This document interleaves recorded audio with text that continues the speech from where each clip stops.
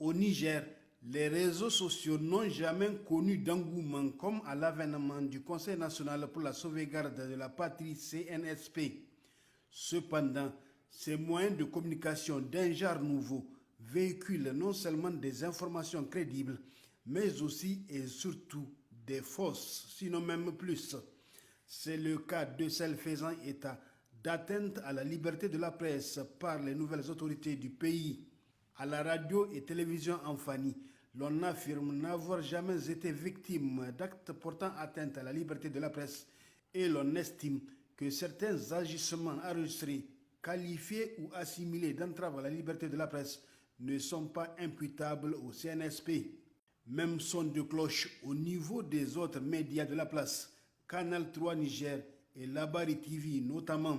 Nous, au niveau de Canal 3 Niger, depuis l'avènement du CNSP le 26 juillet, nous n'avons pas observé des atteintes ou bien des comportements attentatoires à la liberté de la presse ni d'opinion. Donc, nos équipes sortent régulièrement du matin jusqu'au soir pour aller à la collecte de l'information et dans toutes les activités, les événements qui se sont déroulés depuis le 26 juillet, aucune équipe n'a été confrontée à ce genre de situation, que ce soit de la rétention de l'information, que ce soit des menaces, des intimidations ou des agressions, qu'elles soient verbales ou physiques. Donc, moi, personnellement, j'ai été plusieurs fois sur le terrain et j'ai été témoin de comment la presse nationale et internationale, quand même, a une certaine liberté, une certaine facilité à faire son travail. Contrairement à certaines informations qu'on voit sur les réseaux sociaux, les gens parlent de menaces au niveau des journalistes. En tout cas, moi, même avec certains collègues, on a échangé sur le sujet. Et en tout cas, beaucoup m'ont confirmé qu'ils aussi n'ont pas enregistré de plaintes à leur niveau jusqu'à présent.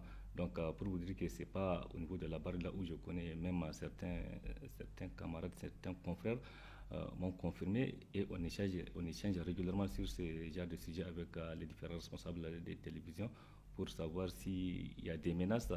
Et donc, à notre niveau, nous aussi, nous pouvons alerter qui de droit pour essayer de prendre les choses en main, pour essayer d'éviter certains désagréments. Mais Dieu merci, du 26 juillet au 28 août, aucune plainte n'a été enregistrée en ce qui nous concerne et au niveau de certains camarades avec qui on a échangé sur le sujet.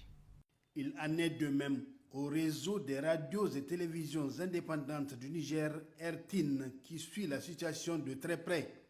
Nous avons près de 500 agents qui sont membres de notre organisation, des reporters comme vous, qui sont sur le terrain de jour comme de nuit, qui accompagnent les manifestants.